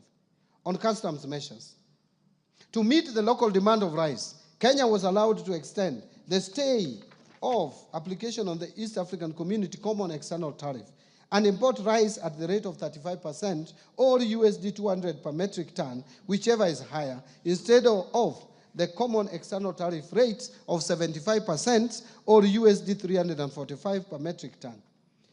Mindful of wheat farmers in Kenya, East African community ministers agreed on duty remission of wheat at a rate of 10% instead of the common external tariff rate of 35%, provided the millers who intend to import wheat under the duty remission must first purchase locally produced wheat. Mr. Speaker, to promote local assembly of telecommunication equipment, Kenya was granted an extension of duty remission on inputs for assembly of telecommunication devices, including mobile phones, laptops, and tablets. Mr. Speaker, in order to reduce the production cost of animal feeds, Kenya requested for an extension to import inputs for production of animal feeds duty-free under the East African Community Duty Remission Scheme, which was granted. We urge the producers of animal feeds to apply for the remission. Mr. Speaker, The leather sector is one of the priority value chains under BETA. To support local producers of leather and leather products, Kenya was allowed to extend the stay of application on the common external tariff rate and apply import duty rate of 35% on leather products. To promote tanneries to supply local manufacturers with high-quality leather, Kenya was allowed to import chemicals for leather processing under duty remission. Mr. Speaker, to support local assembly of transformers, which is critical to energy distribution, the East African Community Ministers approved Kenya's request for a tariff split on transformers to provide for a distinction between fully built and unassembled transformers. Currently, it is one line, tariff line, and it is very difficult for us to separate and incentivize either of them. So, Mr. Speaker, to support the local assemblers of cranes, Kenya was granted approval to import inputs for assembly of cranes duty-free under duty remission. Mr. Speaker, last year Kenya was granted a stay of application on the East African East African Community Common External Tariff to apply a higher duty rate ranging from 25 to 35% on certain types of paper used in manufacturing packaging materials. This action adversely affected exporters, particularly in tea sector. To address this, Kenya opted not to request for an extension of the stay of this common external tariff. And this decision will not affect local manufacturers of packaging materials as they will continue importing raw materials under duty remission. So, Mr. Speaker, now let me speak to the Finance Bill of 2025. Let me now highlight some of the proposals contained in the proposed Finance Bill 2025 under Income Tax Act. Mr. Speaker, to enable faster recovery of investment by businesses on loose items such as utensils, linen, and industrial tools, the bill proposes to amend the Income Tax Act to allow for a full cost deduction of these items in the first year of purchase, as opposed to the current 3 years. This will improve cash flows of the relevant businesses. Mr. Speaker, we have noted increased tax disputes arising from audits carried on cross-border transactions. These disputes could have been avoided if the multinational companies had advanced pricing agreements with the commissioner at KRA. To address this gap, the bill is proposes to amend the Income Tax Act to empower the commissioner to enter into advanced pricing agreements with multinational companies. Mr. Speaker, the Tax Laws Amendment Act of 2024, passed in December last year, introduced the minimum top-up tax in line with the global best practices. But the Act inadvertently omitted the due date for payment of the tax, thus creating enforcement challenges. To address this, I have proposed an amendment to the Income Tax Act to clarify that the due date will be the end of the 4th month following the close of a company's accounting period. Mr. Speaker, again, the Tax Laws Amendment Act of 2024, passed in December last year, exempted gratuity payments from income tax, actually pension and gratuity. However, the provision is not clear whether all gratuity, including from private pension schemes, is exempted from tax. In this respect, the bill is proposing to amend the Income Tax Act to clarify that all gratuity payments, whether from public or private sources, are exempt from tax. Mr. Speaker, to encourage wider participation in virtual asset transactions, especially among the youth, the bill proposes to reduce the digital asset tax rate from 3% to 1.5%.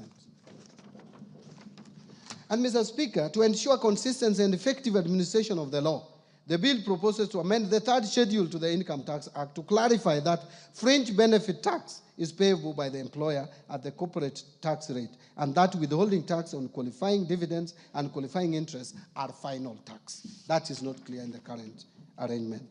And Mr. Speaker, under the current Income Tax Act, individuals with mortgages, and honorable members would be interested in listening to this.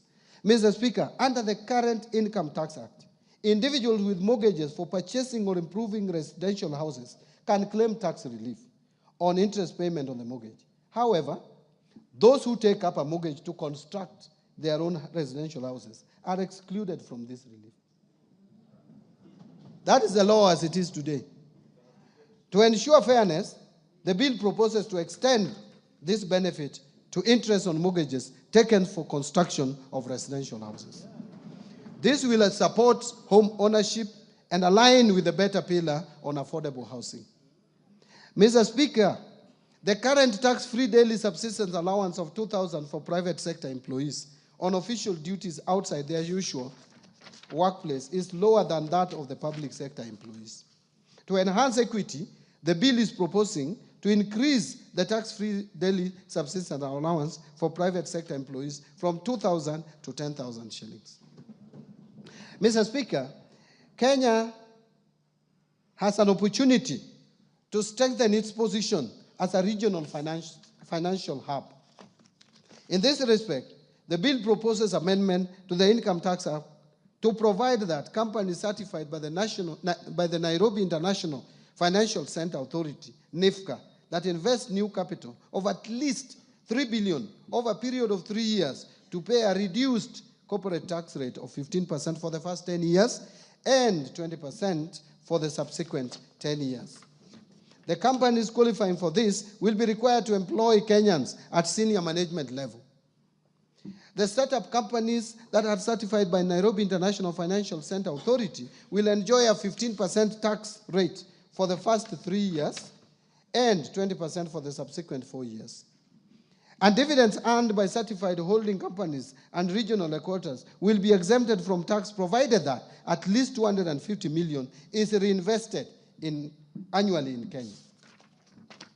Mr. Speaker, we have noted that some employees seek refunds from KRA on reliefs of deductions that ought to have been deducted by their employers. To address this challenge, the bill proposes to amend the Income Tax Act to make it mandatory for employers to consider all eligible tax reliefs and deductions when computing employees' income tax. Presently, employers are not compelled to deduct these reliefs in computing pay as you earn. Value-added tax. Mr. Speaker, while a supplier is required to issue a tax invoice at the point of sale, there is currently no definition of tax invoice under the VAT Act. This creates ambiguity on what constitutes a tax invoice. To resolve this ambiguity, the bill is proposing to amend the VAT Act to define a tax invoice. Mr. Speaker, to strengthen tax administration and enhance compliance, the bill proposes to require the issuance of tax invoices for all suppliers, whether taxable or exempt. This amendment will support better record keeping by taxpayers and facilitate the pre-population of returns. Mr. Speaker, to support business operations, the bill proposes to shorten the period for claiming refunds on bad debts from 3 years to 2 years, and to allow taxpayers to either request for a refund or offset it against future VAT liabilities. Mr. Speaker, again, entities in special economic zones currently benefit from VAT exemptions and zero rating, but there is no provision to recover tax when these benefits are misused or abused. To safeguard revenue and promote accountability, the bill proposes to recover VAT where exempted or zero-rated goods or services are used for purposes other than those intended. Mr. Speaker, to prevent leakages or revenue leakages, strengthen tax administration, and promote equity across sectors, the bill proposes to move some zero-rated goods and services that are consumed locally to exempt status. Further, Mr. Speaker, some of the goods exempted from VAT have multiple uses, making it difficult to effectively monitor whether they are finally used for the intended purpose. In this respect, the bill proposes to amend the VAT Act to remove such exemptions. Under excise duty, Mr. Speaker, to minimize tax disputes relating to classification of locally produced excisable goods, the bill proposes an amendment to the Excise Duty Act to clarify that the East African Community Common External Tariff and its classification rules shall apply to all excisable goods, both imported and locally manufactured. Mr. Speaker, to streamline the processing of application for license to manufacture excisable goods by the Commissioner, the bill proposes to amend the Excise Duty Act to require the Commissioner to provide feedback on the application within 14 working days from the date of receipt of all valid documents. Mr. Speaker, the Excise Duty Act provides for taxation of alcoholic beverages based on pure alcoholic content, which increased cost for producers using spirits over 90% alcohol content as raw materials from 356 shillings to about 1,000 shillings per litre. Since undenatured extra-neutral alcohol is a key input in the manufacturing of spirituous beverages, the bill proposes to amend the Excise Duty Act to provide an excise duty rate of 500 shillings per litre for undenatured extra-neutral alcohol above 90% strength supplied to licensed spirituous beverage manufacturers. Mr. Speaker, to promote equity and fairness in taxation of accessible services offered through the internet or electronic network, the bill proposes to amend the Excise Duty Act to bring non-resident persons without a physical presence in Kenya into the tax net when they supply accessible services through these mediums. Mr. Speaker, to avoid double taxation of fees charged by digital lenders, the bill proposes to amend the definition of digital lender under the Excise Duty Act to exclude entities licensed under the Banking Act, the Cooperative Societies Act, and the Microfinance Act.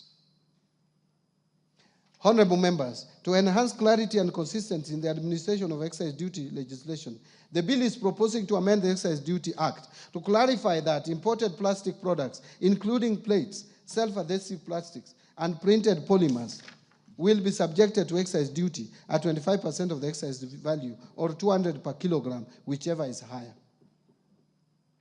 Now let me speak to miscellaneous fees and levies. Mr. Speaker, the Export and Investment Promotion Levy on billets and wire rods, which are raw materials in manufacture of nails, fencing wires, gabions, bolts, and nuts, have raised production costs of these products. In this respect, the bill proposes to amend the Miscellaneous Fees and Levies Act to review the levy downwards. Mr. Speaker, to promote Nairobi as regional aircraft maintenance hub while managing tax expenditures, the bill proposes to amend the Miscellaneous Fees and Levies Act to introduce import declaration fee and railway development levy on small aircrafts and helicopters, but retain the exemption on spare parts of all aircrafts. The Tax Procedures Act, 2015. No, the act is 2015. Mr. Speaker, to enhance the Commissioner's ability to recover unpaid taxes from non-residents, the bill is proposing to amend the Tax Procedures Act to expand the scope of agency notices to include non-resident persons. Mr. Speaker, and this is controversial, to close a loophole that hinders enforcement of tax compliance and ensure timely revenue collection, the bill proposes to amend the Tax Procedures Act to clarify that enforcement of tax collection when a tax appeals tribunal or a court judgment on tax dispute is in favor of the Commissioner shall only be suspended where a stay order has been granted. That is not the one that I thought I was going to read. The controversial one is yet to come. Mr. Speaker, to remove the financial and legal barriers that may hinder effective enforcement of recovery of unpaid taxes, the bill proposes to amend the Tax Procedures Act to provide that property transfers made by or to the Commissioner in recovery of tax liabilities be exempted from stamp duty. Mr. Speaker, to promote transparency, uphold fair administrative action, and strengthen trust in tax administration, the bill proposes to amend the Tax Procedures Act to require the Commissioner to provide reasons when issuing amended tax assessments to a taxpayer, so that we avoid misuse of Kenya Revenue Authority for political reasons, where they just sit and tell you that 3 years ago you did not pay such and such, and yet you had already been cleared for tax purposes. Reasons must be provided. Mr. Speaker, to address taxpayers' concerns regarding penalties and interest arising from system-related delays or administrative errors beyond taxpayers' control, The bill proposes to amend the Tax Procedures Act to allow the Cabinet Secretary to grant waivers on penalties and interest arising from such circumstances upon recommendation by the Commissioner. Presently, if there is any error made by the Kenya Revenue Authority on your tax assessment, there is no law to reverse it. So in conclusion, Mr. Speaker and fellow Kenyans, we have experienced a wide range of challenges as a nation in the past 2 years. In navigating these trying times, we have demonstrated exceptional resilience and remained steadfast in our development and democratic journey. Kenyans have demonstrated commendable patience and resilience as the government continues to fulfill its commitments to improve livelihoods through the implementation of better. And under the leadership of His Excellency the President, Dr. William Samoei Ruto, we have made meaningful progress in advancing our development agenda, promoting inclusion, fostering national unity, and working together to build our nation and renew the spirit of patriotism. Mr. Speaker, the budget I have presented today has been thoughtfully prepared to navigate the delicate balance of competing interests while adhering to our fiscal consolidation plan. Mr. Speaker, I am confident that the policies and structural reforms I have outlined provide a solid foundation for sustaining our socio-economic transformation. These measures are designed to stimulate job creation, strengthen our economic recovery, and ease the cost of living. I therefore call upon honorable members and all Kenyans to support the implementation of the budget as we work together in pursuit of shared prosperity. Finally, Mr. Speaker, the journey to a prosperous Kenya calls for leadership and collective commitment of all Kenyans. Last year, the Orange Democratic Movement joined hands with the United Democratic Alliance under Kenya Kwanza to form a broad-based government. This unity has brought renewed peace and stability to Kenya and fostered inclusive development beyond tribal lines.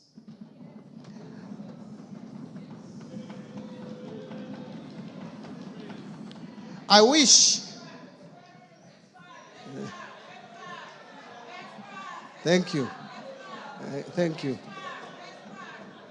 Thank you. Thank you. Thank you. Thank you very much. I wish to acknowledge with gratitude the unwavering leadership and vision of His Excellency the President Dr. William Samoei Ruto and His Excellency the Deputy President Professor Kithure Kindiki. I also wish to recognize the invaluable efforts of the Prime Cabinet Secretary, the Attorney General, my fellow Cabinet Secretaries, Principal Secretaries, Accounting Officers, and all personnel across government ministries, departments, and agencies who have diligently contributed to the development of the financial year 2025-2026. Mr. Speaker, I want to sincerely thank Baba, Right Honorable Raila.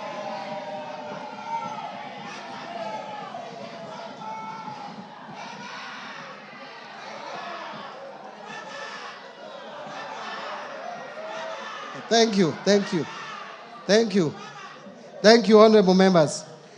Honorable Mr. Speaker, I sincerely thank Baba, Right Honorable Prime Minister Raila Amolo Odinga, and the entire Orange Democratic Movement fraternity for their invaluable mentorship as well as trusting me with party leadership positions in my political journey.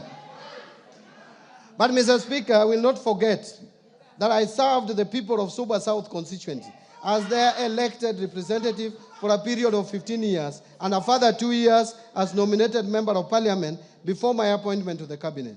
I truly appreciate the people of Suba South constituency for the opportunity they gave me to serve them, and I will remain forever grateful.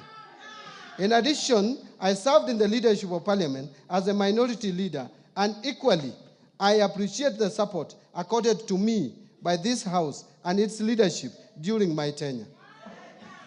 My sincere appreciation goes first to you, Honorable Speaker of the National Assembly,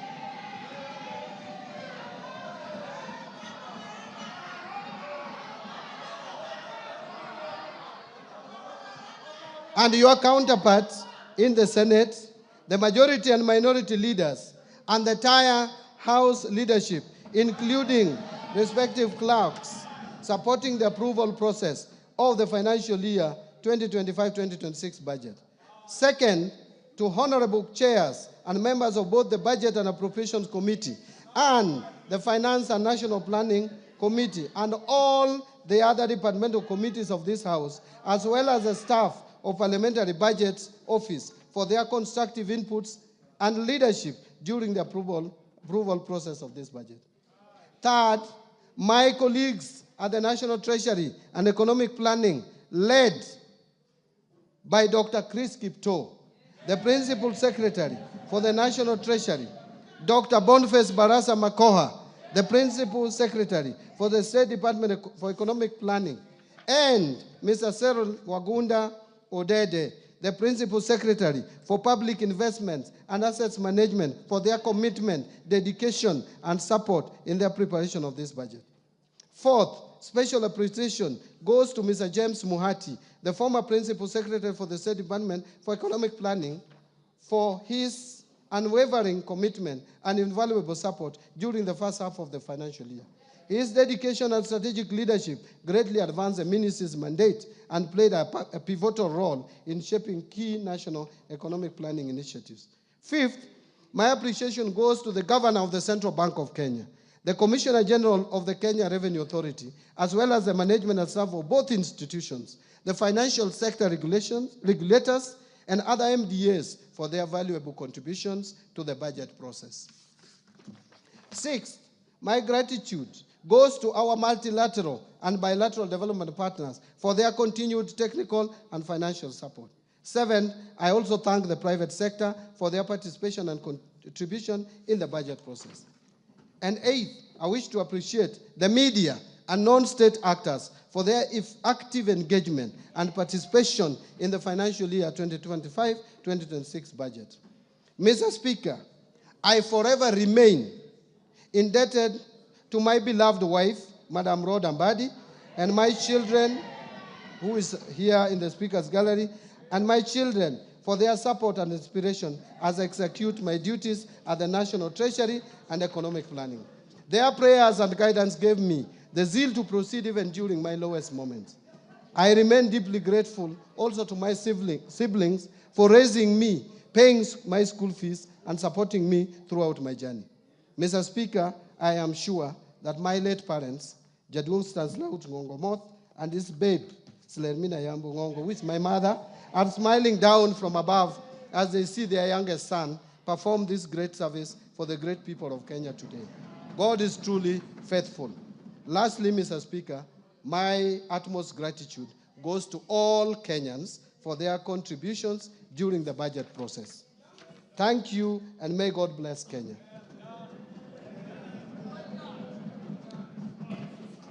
Mr. Speaker, before I resume my seat, you will recall that I have already submitted to this House the budget estimates and the Finance Bill 2025, together with the accompanying documents as required by the Public Finance Management Act 2012.